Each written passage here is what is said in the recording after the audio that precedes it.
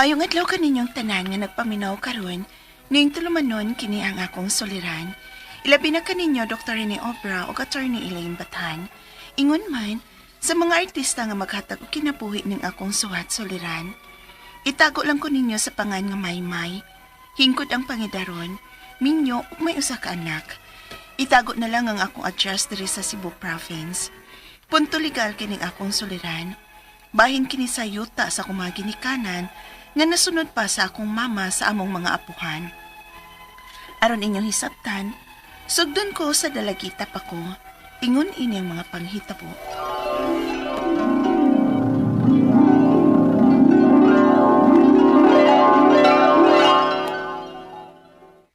Asa ka, ma? Nanasad ka ana ha, Maymay. Mutana nasad kag asa ko. Magilis gani ko diri dag pangutana ag asa ko. Aron may bawas ako asa ka paingon kay tingalig mangutanas papa. Ay sus, ay nalang tanim mo, Maymay. Kay kun mangutana ka, niya makauyon kag asa ko mo adto. Labi nagslungsod, ay makuyog mandayon ka. Unya nigabot na bas lungsod bisag unsa na ipapalit. Tako na dyan is mama, ay. Sa una pa dyan na siya sa bata pa ko. Karon ramanggod, di na manggod karon. Ay, dili na karunduaan. Lain na pod. Kana na sang mga dinaga nga mga butang nga way mga hinungdan. Sama sa pugong buhok, sudlay. Nya unsa pa gyud na lipstick ba? Lip tint ramanggod ng gamit na ko, mauy. Pero natural raman na, kay babae man ko. Ay, way kuyog, oy. Kaya nga kung kwarta diri, igo ra para buhis sa yuta. Magbuhis tayo ka sa tong yuta, ma. Ay, di na lang kukuyog. Ay, magbuhis raman din ka. Mauna na diha. Kiat gani, kuyog ka. Ha, may rasad eh. Kaya hasol ka ayaw ka ikuyog kung magbuhis na ko si yuta. Daghang request, kay gilaay og pinaabot na ko. Mo na nga, bilin lang ka din sa bahay, oy.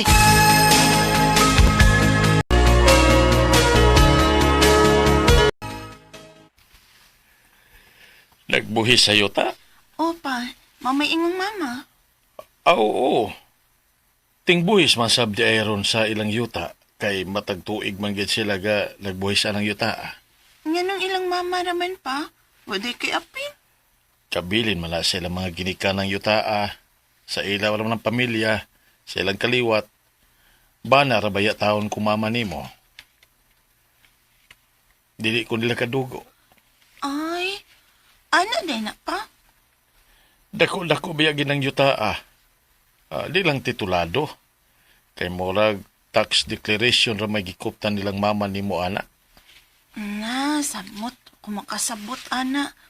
Lungag na lang ko pa, uy. Kaya masuko na sab niya tos mama, inig-abot niya nga, wapay linungag.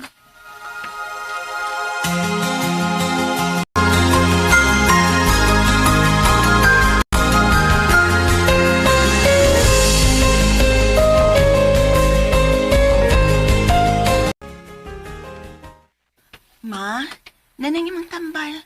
Ay, tiguang nagyudi ay kumaymay. Daghan na og mga gipamati. Bahinon ko na lang kaadaan ang atong yuta. Nganong bahinon man? Katingalig mawa na ko. Unya, wa pa mabahin ang atong yuta. Mama, uy. Dugay pa na, uy. Karon ra magud ka na luya nga nasakit ka. Kung amti ka, pertig yun imong malditaha. Paghilom diha ba? Aray. Aray. Ay, sa lagi pag binaldita ron, ma. Kay luya pa ka.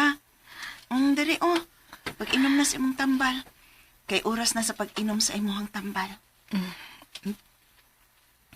Ang yuta, kumun pa na siya. Sa inyo pa ng apuhan nga si Mama Paulina. Plano na kong ipabuak-buak na ni Namo aron mahibaw na sad mong akong mga anak sa inyong bahin.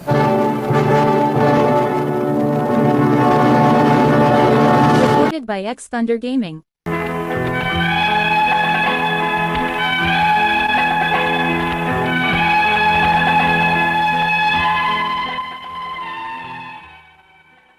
Wagit ko interes aning yuta na mo sa una. Apan niyang nasakit si mama, nakarealize ko nga husto si mama. Nga mientras buhi pa silang managsuon, mabahin na ni Claro aron dili may makakubot nga mga apo na sa among apuhan nga maoy nakapangan sa tax declaration aning yutaa. Apan kining apiki lagi tas kwarta, wa gyud ni nila mahimo. Hangtod nga may miadto sa among lugar nga nagpaila nga magtukod og dako nga kompanya o gustong musod sa among dapit. Unya, Dili mi musugot nga may magtukod og dakong kumpanya dinhi sa among lugar, sir. Malinawon ang among pagpuyo dinhi samtang nagtikad aning among yuta sud sa dugay ng panahon. Maong kung may kumpanya man gani nga mutugaw sa among kamalinaw dinhi sa among dapit, amo kining babagan. Wa mo'y katungod nga mababag. Kikining inyong yuta, usa kini ka Timberland. Unsa? Mao ka na. Dili jud kini inyong yuta. Kay Timberland man eh. Nganong matemberland man ni sir? Nga may mga tax declaration maning among yuta. Og nagbuhis man mi. Maski ang among mga kasikbit na among yuta. Kanang kasikbit inyong yuta, gipirmahan na sa mayor o sa inyong kapitan. ha? Sa among kapitan, sir? Ma, adtuon na to, Skap? Kap, nganong ni pirma man ka? Ngawa man lang gani ka magpahibaw namo nga mga hingtungdan? Kita man untay angay nga magtinabangay dinhi sa atong barangay, Kap. Nang Monina, Timberland maguding yutaan ang o protected area ni gobyerno. Dili, Kap, oy, dili. Kadugay na namo na nag-ihain ninyo taa. Karon na lang ni nahimong Timberland. Nga nagsigi man mig buhis ani matagtuig. May tax declaration man gani mi ana. Hain karon ng inyong mga tax declaration ng be. Kita ko, o uban pa niyong record sa inyong yutaa. Ako nang kolektahon. Ma, tax declaration ko no. Ay, why problema. Doon na tay tax declaration, may. Nganong inyo manggihatag? Gikinahanglan mas kapitan pa. Pag matuod man kuno to nga naagyod tay record sa atong yuta, nga nagbuhis ta ani matagtuig sukad pagyud kani adto. Nahibaw na hinoon sila ron sa tanang detalye ining yutaa. Ha? Gipatawag mo na mo ron, kang mga nagkupot og tax declaration sa mga luna dinhi sa inyong lugar, alang sa maayong kasabutan. Unsa man ka ng maayong kasabutan, sir? Ito, sir. Hinaot nga pabor namo mga pobre. Ang magtukod og dakong kumpanya dinhi, gustong bayran ang inyong yuta. Tag 10 pesos matag square meter. Unsa? Ginoo ko 10 pesos ra?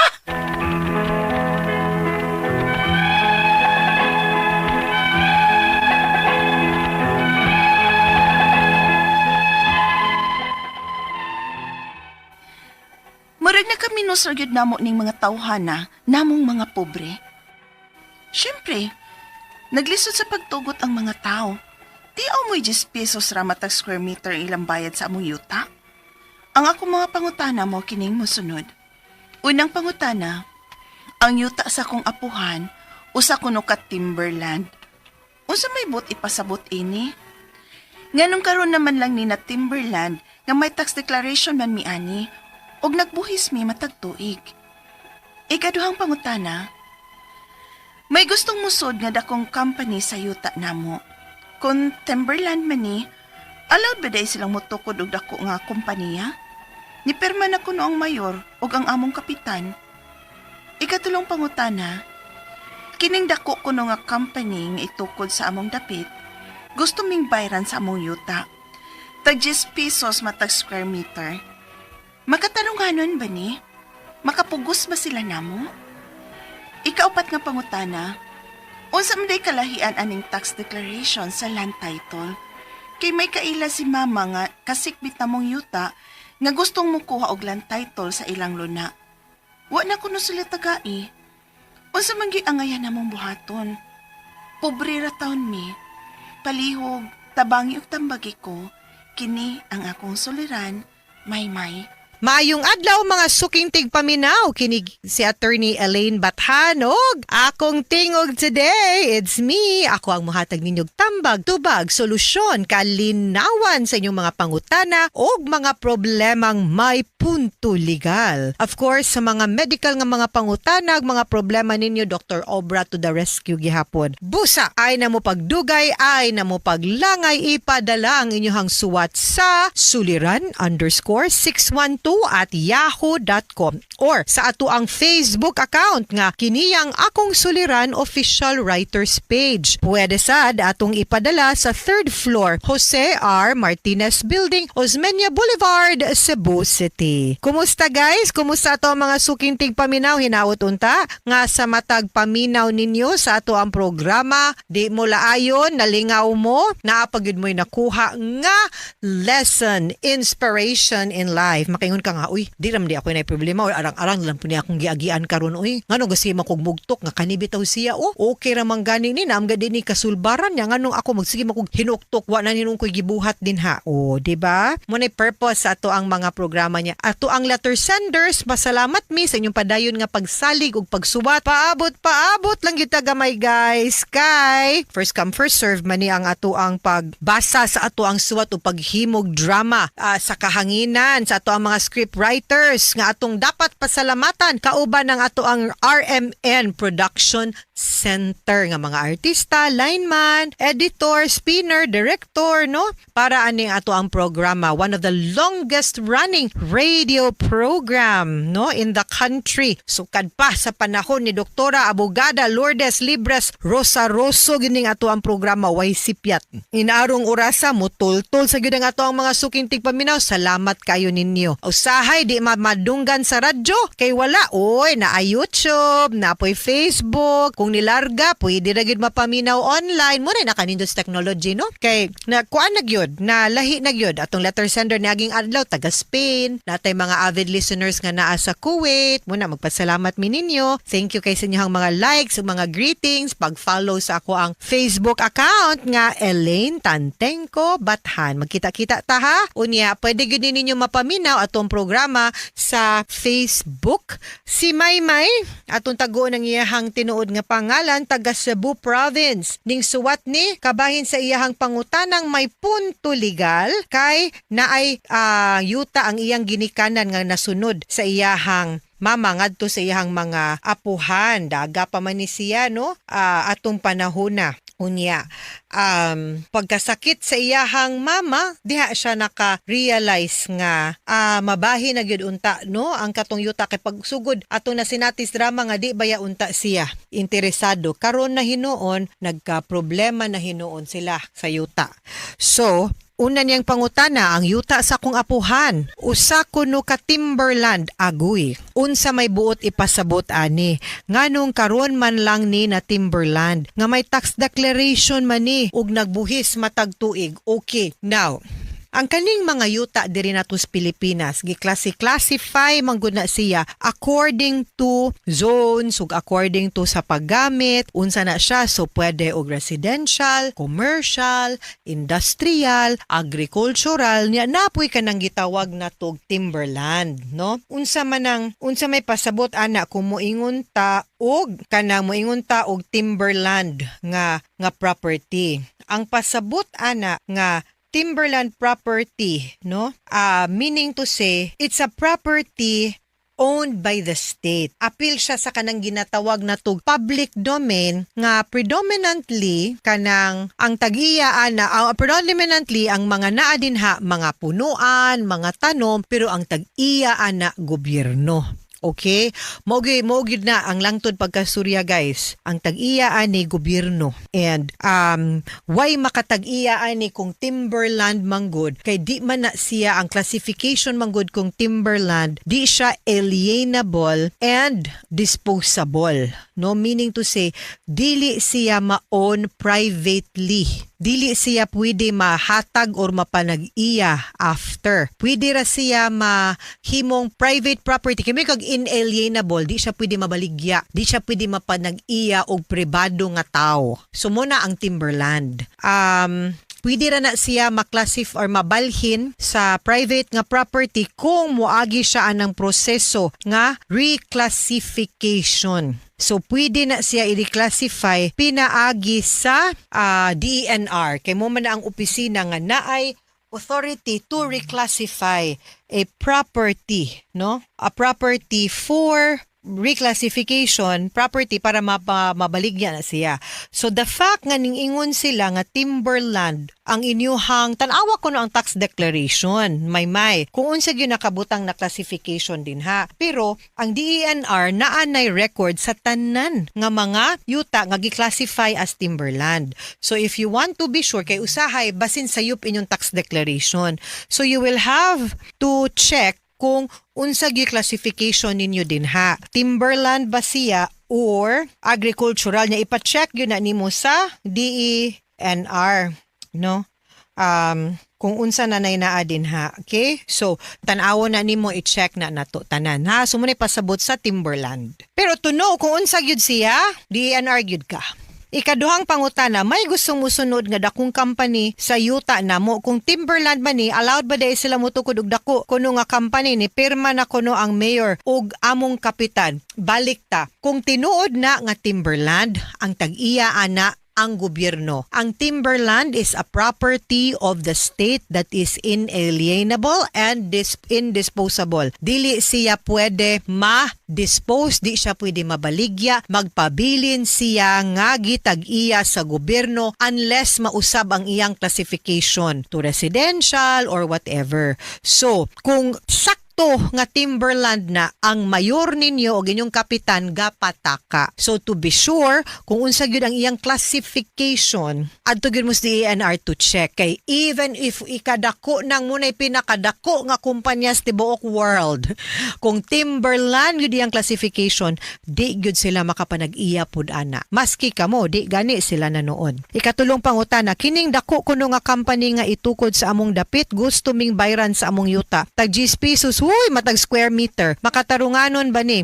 Makapugos ba sila namo? You know, we'll have to check, no? Kung unsa gyud ang status usa sa yuta before ta mo decide. But of course, definitely, ug namang gani gyud mo'y katungod nga mudawat og bayad. Dili 10 pesos ang atong basihan kung di at least unsay market value, no, sa property. Duhamang gud na ang valuation sa property, guys. Ang zonal value, depende sa pag-value sa BIR ana or ang market value which is depende sa palit sa yuta anang lugara. So, kung gusto ka, pangutana sa mga kasigpit nga mga yuta kung pilay palit nila or pilay baligya nila sa ilahang yuta. Diha ra po na magtuyok pod kung pilay dapat nilang ibayad ninyo per square meter. Ikaupat, og mo po na basis kung unsay makatarunganon og di.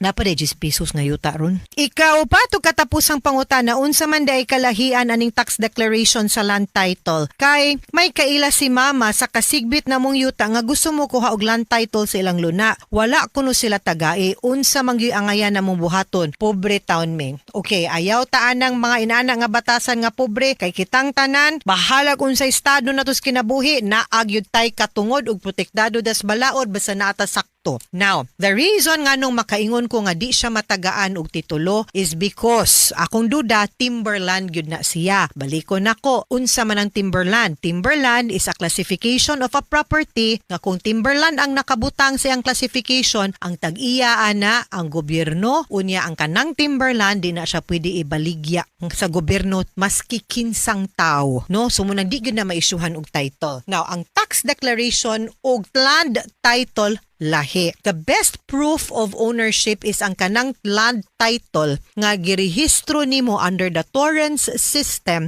ngadto sa Register of Deeds. Unya, so muna siya gyud ang best proof of ownership. Muna siya dokumento nga nakabutang unsay meet and bounds, point per point ug asa og pila square meters ug kung kinsay tag-iya anang yutaa. Unya, ang kanang tax declaration, dokumento na siya nga makit-an nimo sa assessor's office sa munisipyo or sa syudad diin pamatuod nga kaning yuta naa ni si gibayra ni siyag buhis kay di ba magbayad man tag real property tax. In a way, it can be a secondary proof of ownership kay naa man sad angan as owner pero mas lig-on gyud nga proof ang land title.